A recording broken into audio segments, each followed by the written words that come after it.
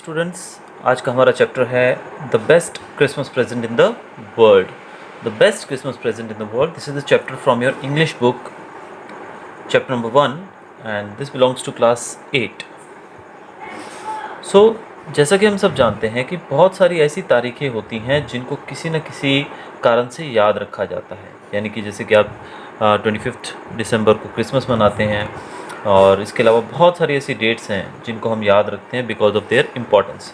ये स्टोरी जो आप पढ़ने जा रहे हैं, ये ऐसी एक स्टोरी है जिसमें वॉर यानी कि जो युद्ध था ब्रिटिश और जर्मन्स के बीच में, इस युद्ध के बारे में ये चैप्टर है जो कि 1914 में लड़ा गया था। That means it is from the world war 1 you can say.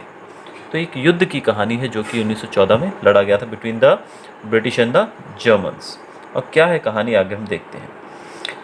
I spotted it in A junk shop in Bridport. अब यहाँ पर जो लेखक हैं वो कह रहे हैं कि जब वो जंक शॉप यानी कि जो एक कबाड़ की दुकान रहती है, वहाँ पर जो कि जगह का नाम बताया गया ब्रिडपोर्ट में जब वो थे, और उन्होंने एक चीज़ नोटिस की। कहाँ पे नोटिस की वो चीज़? इन्होंने जंक शॉप के अंदर रोल टॉप डेस्क कैसा था वो? रोल टॉप यानी कि गोल टॉप वाला एक डेस्क था।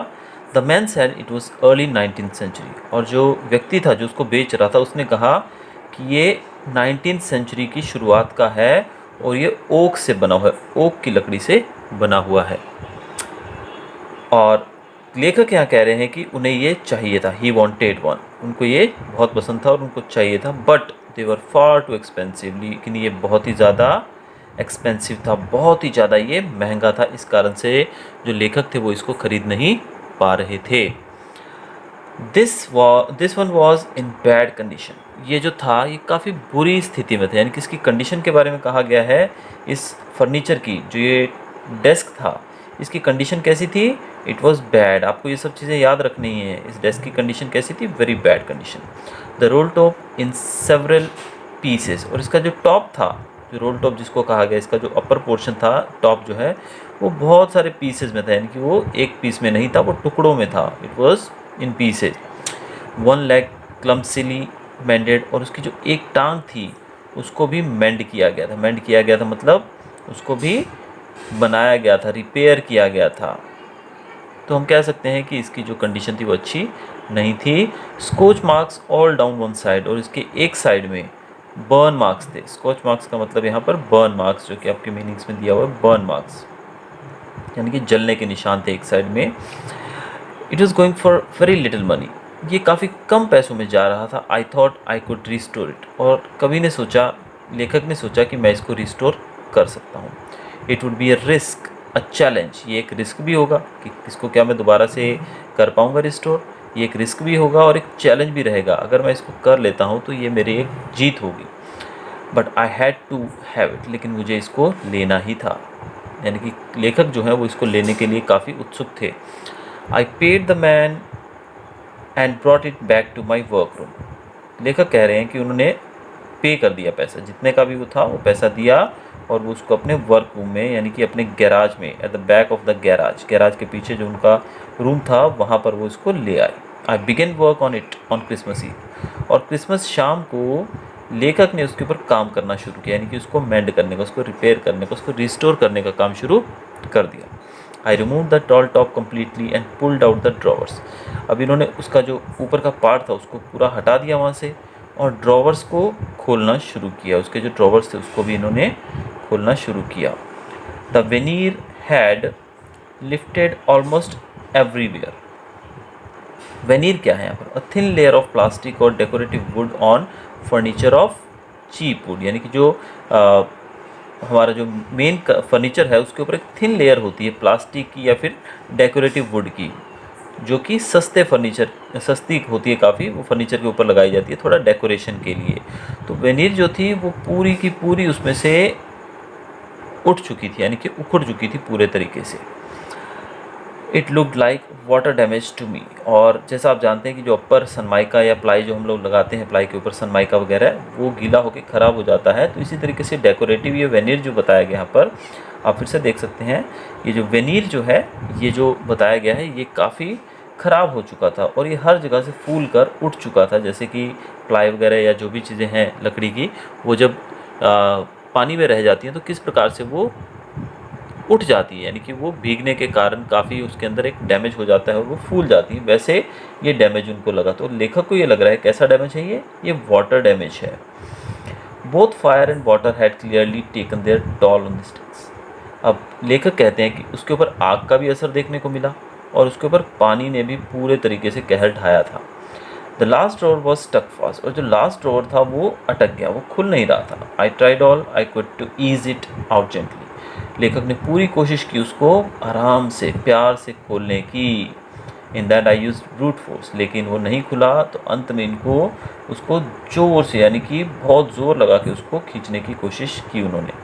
आई struck it sharply with the side of my fist and the drawer flew open to reveal a shallow space underneath. इन्होंने बड़ी ज़ोर से उसको खींचा, अपनी एक मुट्ठी से पकड़ के उसको, यानी कि एक हाथ से पकड़ के उसको ज़ोर से, फिस्ट मतलब यहाँ पर मुट्ठी, मुट्ठी से पकड़ के, एक हाथ से पकड़ के उसको ज़ोर से खींचा, तो वो फ्लू ओपन, यानी कि वो एकदम से खुलकर उड़ने लगा, यानी कि बाहर आ गया एकदम से, और उसके अंदर की जो स्पेस थी वो स्पेस दिखने लगी। That was a secret drawer, उसके अंदर एक सीक्रेट ड्रॉवर था। There was something in their, और उसके अंदर कुछ था। क्या था उसके अंदर वो हमें नहीं पता अभी तक, लेकिन उसके अंदर कुछ ज़रूर था। There was something in it. I reached in and took out a small black tin box.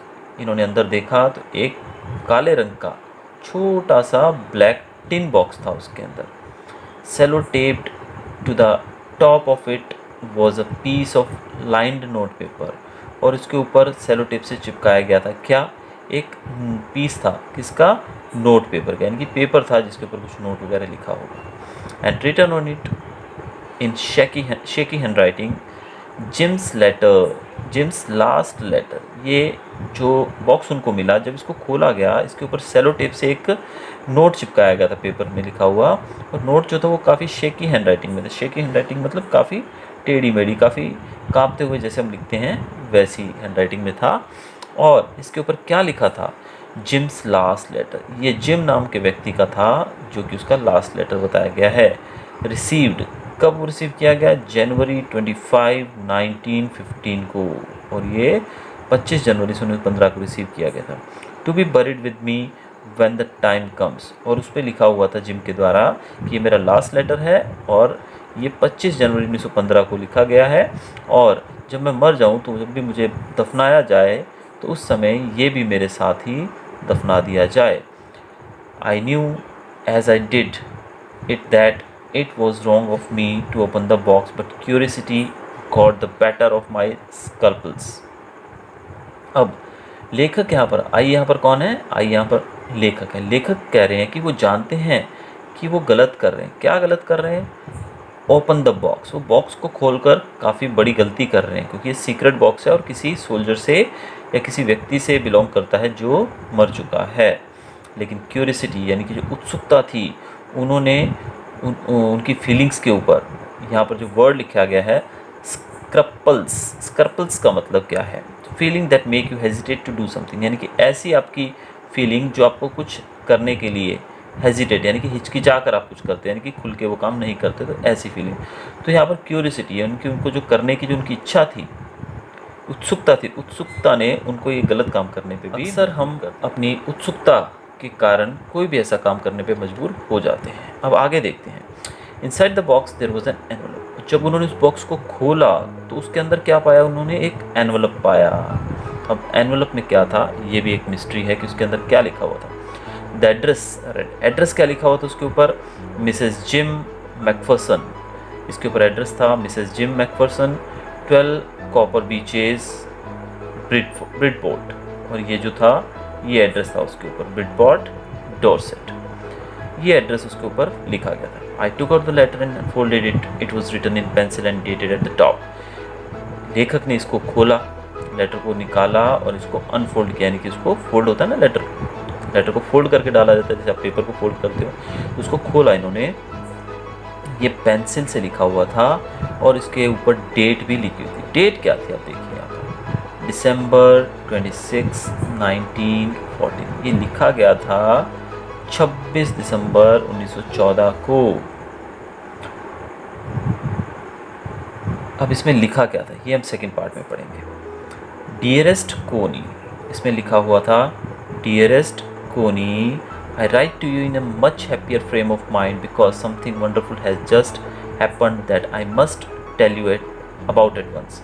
अब यहाँ पर जो लिखने वाले थे उन्होंने लिखा है कि मैं काफ़ी खुश हूँ, मैं दिलो दिमाग से काफ़ी खुश हूँ क्योंकि मैं जो तुमको बताने वाला हूँ वो अभी अभी हुआ है, यानी कि कुछ अच्छा हुआ है उस व्यक्ति के साथ और वो उस अपने उस हैप्पी आवर्स को, हैप्पी मोमेंट्स को वो शेयर करना चाहता है, जिनको उन्होंने लेटर लिखा है मिसेस के साथ। We were all standing to in our trenches yesterday morning, हम कल सुबह अपने ट्रेंचेज मतलब यहाँ पे जो कि मोर्चे होते हैं जहाँ पर सिपाही नीचे झुककर जहाँ पर अपने आप को सुरक्षित रखते हैं गोलीबारी से, तो वो कह रहे हैं कि हम लोग अपनी ट्रेंचेस के अंदर खड़े थे कल मॉर्निंग, एक दिन पहले की बात कर रहे हैं, येस्टरडे मॉर्निंग की, क्रिसमस मॉर्निंग। कौन सी मॉर्निंग थी वो? क्रिसमस मॉर्निंग थी।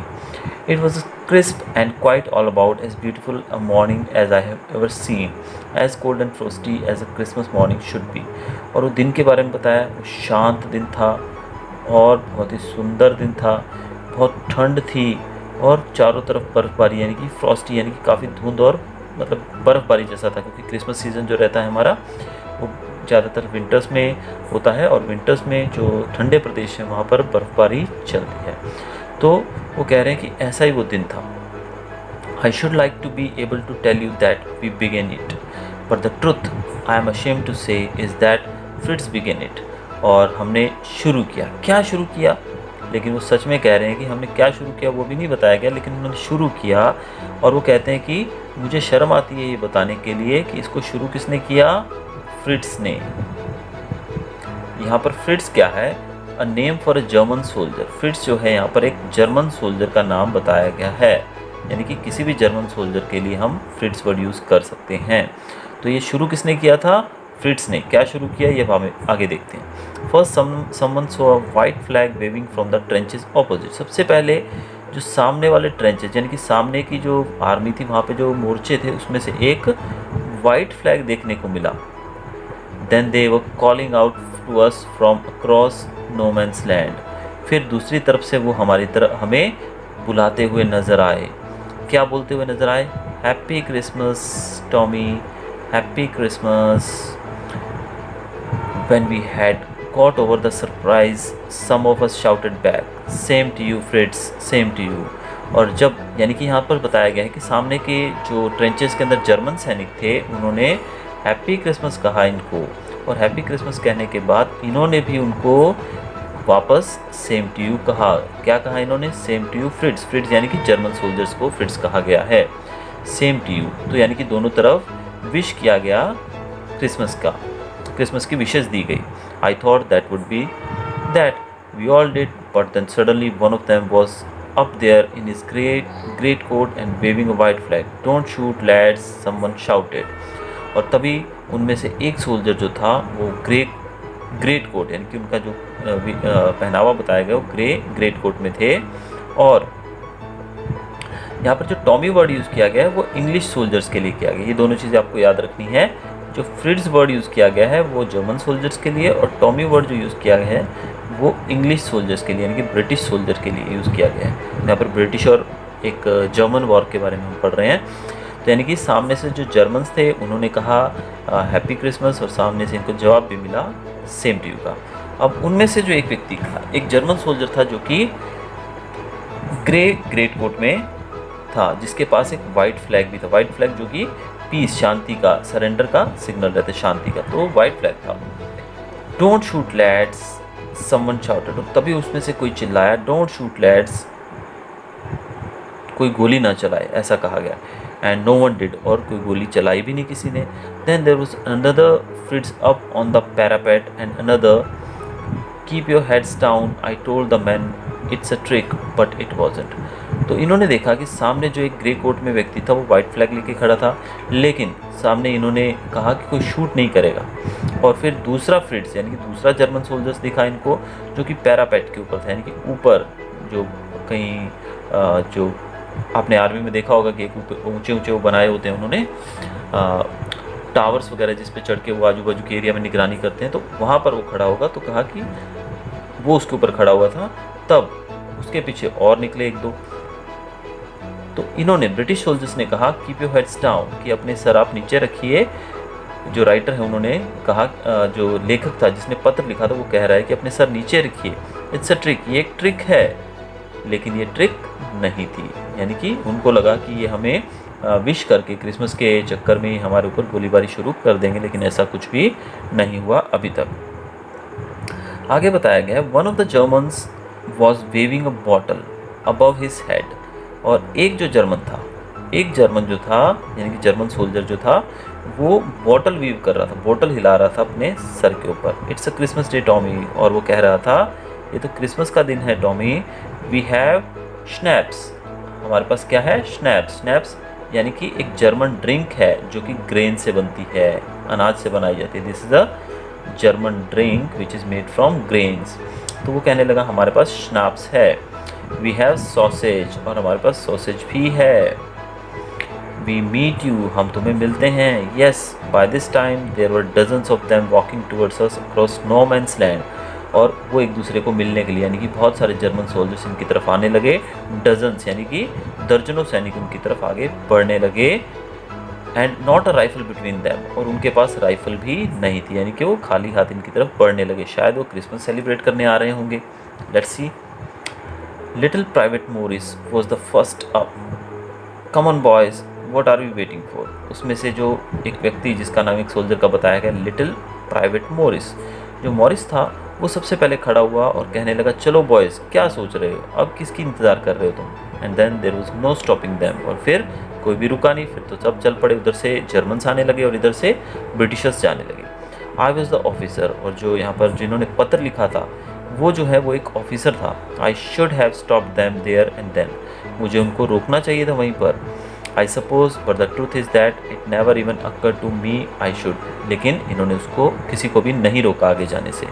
All along their line and as I could see men walking slowly towards one another, यानी कि दोनों तरफ जो लाइनें थी, उस तरफ से आने वाले सोल्जर्स की यानी कि जर्मन्स की, और इधर से हमारे सोल्जर्स यानी कि ब्रिटिशर्स की, ये सब लोग एक दूसरे की तरफ धीरे धीरे चल के आगे बढ़ रहे थे। टूवर्ड्स वन अनदर यानी कि एक दूसरे की तरफ। उसमें ग्रे कोट्स थे, खाकी कोट्स थे, जो कि मीटिंग इन द मिडल, ये बीच में मिल रहे थे एक दूसरे को, यानी कि उधर से वो लोग चले जर्मन्स और इधर से ब्रिटिशर्स चले, और रास्ते में ये एक दूसरे को मिले।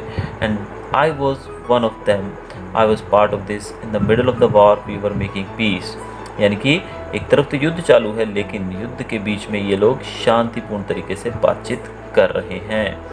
You cannot imagine dearest Connie my feelings as I looked into the eyes of the Fritz officer.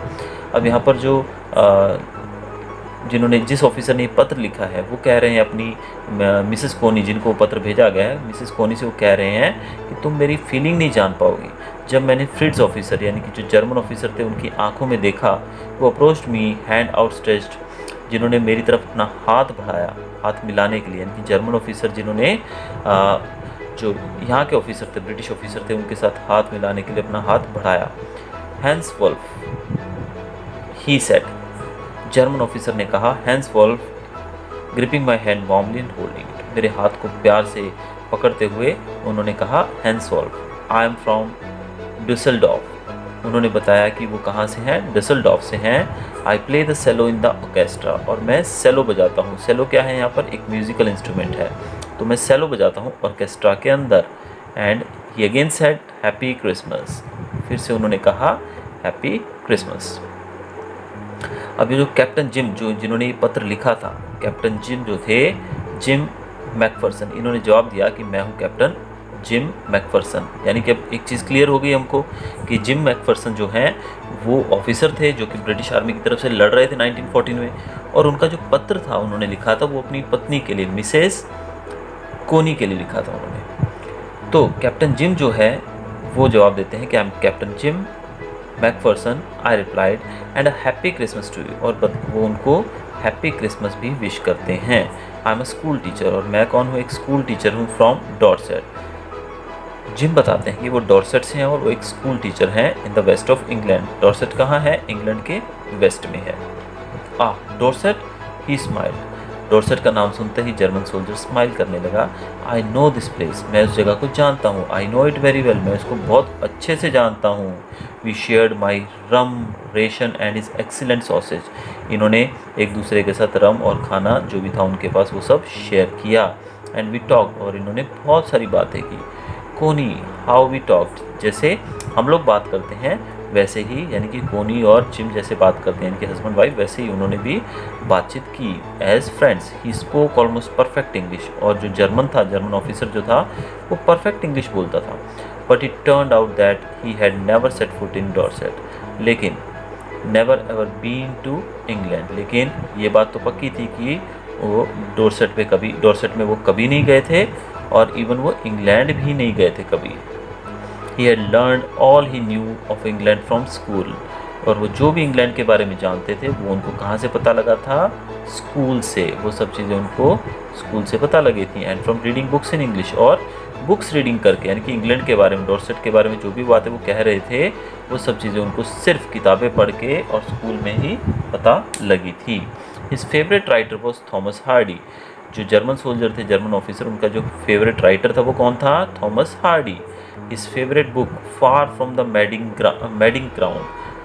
Crowd, इनकी जो फेवरेट बुक थी वो थी far from the madding crowd, यानी कि उनकी फेवरेट बुक का नाम भी यहाँ पर दिया गया है, जो कि लिखी गई थी थॉमस हार्डी के द्वारा। So out there in no man's land we talked of Bathsheba and Gabriel Oak and Sergeant Troy and Dorset, यानी कि यहाँ बैठ के उन्होंने Bathsheba and Gabriel Oak and Sergeant Troy and Dorset, यानी कि इन सब चीज़ों के बारे में ये मिडिल ऑफ द बैटलफील्ड बैठ के ये सब बातें कर रहे हैं। He had a wife and one son, जो जर्मन ऑफिसर था उसकी एक वाइफ थी और एक बच्चा भी था उनका। बॉर्न जस्ट 6 months अगो, और बच्चा जो था सिर्फ 6 महीने पहले ही पैदा हुआ था। As I looked about me there were hurdles of khaki and grey everywhere, जब इन्होंने देखा तो खाकी और ग्रे कलर की जो फौजी थे, जो आर्मी मैन थे, वो खाकी और ग्रे कलर के कपड़े पहनकर घूम रहे थे, यानी कि झुंड बना के घूम रहे थे। All over no man's land smoking laughing, वो वहाँ पर हंसते खेलते गाते बातें करते हुए, स्मोकिंग करते हुए, ड्रिंक करते हुए, इस तरीके से वो घूम रहे थे। Hans Wolf and I shared what was left of your wonderful Christmas cake, Connie, और जो क्रिसमस केक था उनके पास, जो कोनी के द्वारा बनाया गया, वो इन्होंने शेयर किया उनके साथ। He thought the marzipan was the best he had ever tasted. Marzipan जो है a sweet covering on a cake made from sugar, यानी केक के ऊपर एक स्वीट कवरिंग होती है जो शुगर से बनती है, एग्स और आलमंड्स के द्वारा भी वो बनती है। तो मार्जिपन, उनको लगा कि मार्जिपन जो है वो बेस्ट होता है, जो उन्होंने टेस्ट किया अब तक उन्होंने जो बेस्ट यानी कि टेस्टी सबसे जो केक में खाया है वो है मार्जिपन। आई अग्रीड, और जो जिम थे उन्होंने भी उस बात से अग्री किया। We agreed about everything and he was my enemy, और यहाँ पर देखने वाली बात यह है कि वो हर चीज़ के लिए अग्री कर रहे हैं, यानी कि जो चीज़ जर्मन सोल्जर कह रहा है वही चीज़ यहाँ पर जिम को भी अच्छी लग रही है, लेकिन फिर भी वो लोग कौन हैं? एक दूसरे के दुश्मन हैं। They are enemies in the battlefield. There never was a Christmas party like it, Connie, और कोनी को बताते हैं कि ऐसी क्रिसमस पार्टी तो मैंने कभी भी नहीं देखी है, यानी कि ये बेस्ट क्रिसमस पार्टी थी जो कहाँ पर ली गई थी? एक बैटलफील्ड के बीच में, यानी कि एक तरफ युद्ध का मैदान है और उसी में एक पार्टी चल रही है दो दुश्मन सैनिकों के बीच में। Then someone, I don't know who, brought out a football, फिर पता नहीं उनमें से कोई एक व्यक्ति फुटबॉल लेकर आया। Great coats were dumped in piles to make goal post, और जो कोट्स थे उनको ढेर लगा दिया गया, कोट्स का ढेर लगाकर गोल पोस्ट बना दिया गया। And the next thing we knew it was Tommy against Fritz, और दूसरा जो चीज़ थी वो थी टॉमी और फ्रिट्स दोनों आमने सामने, यानी कि जर्मन सोल्जर्स और ब्रिटिश सोल्जर्स आमने सामने टीम बना के खेलने लगे। Out in the middle of no man's land Hans Wolf and I looked on and cheered. Hans Wolf जो थे, जो कि जर्मन ऑफिसर थे, वो और जिम, इन दोनों ने एक दूसरे को देखा और चीयर किया और क्लैपिंग, तालियां बजाई अपने हाथों से। To keep out the cold as much as anything, क्यों ऐसा कर रहे थे वो अपनी जगह पर उछलने कूदने लगे ताकि वो ठंड से बच सकें, अपने आप को गर्म रख सकें।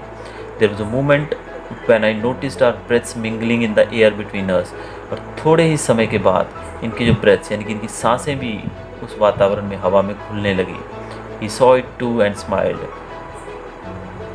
हैंसवुल्फ ने भी वो देखा और स्माइल किया। Jim McPherson, he said after while, I think this is how we should resolve this war. थोड़ी देर बाद जो हैंसवुल्फ थे उन्होंने कहा, जिम, मुझे लगता है कि हमें इस युद्ध को इसी तरीके से सॉल्व करना चाहिए, यानी कि खेल के मैदान में इस युद्ध में किसी का फ़ायदा नहीं होने वाला है, इसलिए हमें इस युद्ध को खेल के मैदान में ही इस वॉर का सॉल्यूशन ढूंढ लेना चाहिए। अ फुटबॉल मैच, एक फुटबॉल मैच के द्वारा। No one dies in a football match. और फुटबॉल मैच के अंदर सबसे बड़ी खासियत ये है कि इसमें कोई भी मरेगा नहीं। No children are orphaned. और इनमें कोई भी बच्चा अनाथ नहीं होगा। No wifes become widows. और कोई भी वाइफ, किसी की भी पत्नी विधवा नहीं होगी, यानी कि फुटबॉल मैदान में कोई भी नुकसान किसी का नहीं होने वाला है। I would prefer cricket, I told him. लेकिन जिम ने कहा कि मुझे तो क्रिकेट पसंद है, मैं फुटबॉल फेवर नहीं करूँगा आपके साथ खेलने में, लेकिन मुझे तो क्रिकेट पसंद है। Then we Tommies could be sure of winning. लेकिन अगर क्रिकेट खेलोगे तो हम टॉमीज जीत जाएंगे। टॉमीज मतलब ब्रिटिशर्स, कि हम सब ब्रिटिशर्स जीत जाएंगे probably. We laughed at that and together we watch the game. फिर ये मिलकर हंसने लगे और साथ में बैठकर फुटबॉल का गेम देखने लगे। They watch the game. Sad to say, Connie फ्रिड्स von 2 goals to 1। अब वो कोनी को बता रहे हैं अपनी वाइफ को कि फ्रिड्स जीत गए। फ्रिड्स मतलब जर्मन्स जो है वो जीत चुके हैं। कौन जीता इस गेम में? जर्मन्स जीत गए हैं। कैसे जीते वो? उन्होंने 2 गोल किए थे और इंग्लिश सोल्जर्स ने सिर्फ 1 गोल किया था, तो 2-1 के मुकाबले वो जीत गए थे Germans. But as Hans Wolf generally said, our goal was wider than theirs, so it wasn't quite fair. लेकिन जो हैंसवुल्फ था, यानी कि जो जर्मन ऑफिसर था, उसने कहा कि हमारा गोल जो है वो छोटा था और तुम्हारा गोल जो था वो बड़ा था, इस कारण से हम जल्दी जीत गए हैं। यानी कि ये फेयर नहीं था, ये एक बराबरी का मैच नहीं था, क्योंकि जर्मन्स देखिए कितनी खेलदिली है उनके बीच में।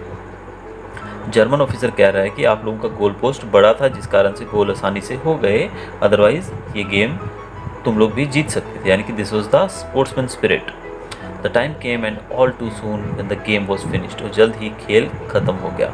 The schnapps and the rum and the sausage had long since run out and we knew it was all over. I wished Hans well and told him I hoped he would see his family again soon. अब जल्द ही उनका जो खाना पीना नाश्ता था वो सब खत्म हो चुका था और जल्द ही एक दूसरे से अलविदा कहने का समय था। जिम ने यहाँ पर कहा हैंस को कि मैं आशा करता हूँ कि तुम जल्द ही अपनी फैमिली को मिलो, यानी कि युद्ध के मैदान से जल्दी ही अपने घर लौटो। That the fighting would end and we could all go home. कामना की कि जल्दी ही ये युद्ध खत्म हो जाए और हम सब लोग घर जा सकें। I think that is what every soldier wants. और जिम कह रहे हैं कि मुझे लगता है कि हर एक सोल्जर यही चाहता है, दोनों साइड, यानी कि भले वो जर्मन सोल्जर है, भले वो इंग्लिश सोल्जर है, लेकिन उनकी एक ही इच्छा है कि जल्द ही युद्ध खत्म हो जाए। Hans Wolf said, take care Jim McPherson. Hans Wolf ने कहा, take care Jim McPherson, I shall never forget this moment. और मैं इस मोमेंट को कभी भी नहीं भूलूंगा, नोर यू, शायद तुम भी नहीं भूलो। He saluted and walked away from me slowly unwilling. उन्होंने मुझे सैल्यूट किया और मुझसे दूर चले गए, वो धीरे धीरे अनविलिंग, यानी कि ना चाहते हुए भी वो दूर चले गए। I felt he turn to wave just once. और वो पीछे मुड़ के उन्होंने एक बार मुझे वेव, यानी कि अपना हाथ हिलाया। And then became one of the hundreds of grey coated man. और फिर वो जाकर उस ग्रे कोटेड मैन, यानी कि जो जर्मन यूनिफॉर्म है, उसमें जाकर मिल गए, जिसमें सैकड़ों सोल्जर्स थे। Man drifting back towards the trenches. और वो वापस अपने मोर्चे की तरफ चले गए। That night back in our dug outs.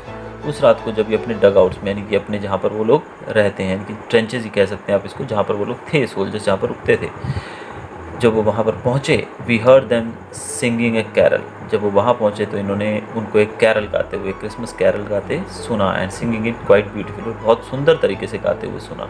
It was still नाश। ये कौन सा था? स्टिल नाश, यानी कि silent night. Our boys gave them a rousing chorus of while shepherds watched. और इन्होंने भी उनका साथ दिया एक और इसी तरीके का कैरल गा के, जो है while shepherds watched. We exchanged carols for a while and then we all fell silent. थोड़े समय के लिए तो इन्होंने इसी प्रकार से कैरल्स जो थे वो एक्सचेंज किए, यानी कि उधर से वो गाते थे और इधर से ये गाते थे, और थोड़े समय के बाद सब शांत हो गए, यानी कि सब सो गए। We had had our time of peace and goodwill. इनका जो समय था वो शांतिपूर्ण तरीके से और बहुत अच्छे से बीता। A time I will treasure as long as it. और ये जो समय है, यहाँ पर जिम कहते हैं कि ये वो समय था जो मैं हमेशा याद रखूँगा जब तक मैं ज़िंदा हूँ। Dearest Connie, by Christmas time next year this war will be nothing but a distant and terrible memory. आगे वो कहते हैं कोनी से कि ये जो क्रिसमस, अगले साल का जो क्रिसमस आएगा, तब तक ये जो वॉर है ये कुछ भी नहीं रहेगी। ये क्या बन जाएगी? अ डिस्टेंट एंड टेरिबल मेमोरी, एक बहुत दूर की, यानी कि बहुत पुरानी बात, और टेरिबल, बहुत ही खतरनाक एक याद के रूप में रह जाएगी। यानी कि जिम आशा करते हैं कि ये वॉर जल्दी ही ख़त्म हो जाएगी। I know from all that happen today how much both आर्मीज long for piece. जो भी आज हुआ, जो भी आज की घटना थी, उसके बाद मैं कह सकता हूँ कि दोनों आर्मीज़ जो हैं, बोथ द आर्मीज़ जो हैं, वो दोनों किसकी तलाश में हैं? उन दोनों को सिर्फ एक ही चीज़ की तलाश है, and that is peace. We shall be together again soon, I am sure of it. और हम दोनों फिर से एक साथ होंगे, यानी कि जिम जो है वो आशा कर रहे हैं कि जल्द ही वो युद्ध भूमि से वापस लौटेंगे और अपने वाइफ के साथ मिलकर रहेंगे। ये लिखते हुए वो इस पत्र को ख़त्म करते हैं। Your loving gym. So this was all about the story Christmas present. काफ़ी इंटरेस्टिंग स्टोरी थी। इसके आगे भी कुछ पार्ट्स हैं, वो हम थर्ड पार्ट जो इसका है वो हम पढ़ेंगे अपने नेक्स्ट वीडियो के अंदर। Till then, goodbye, thank you.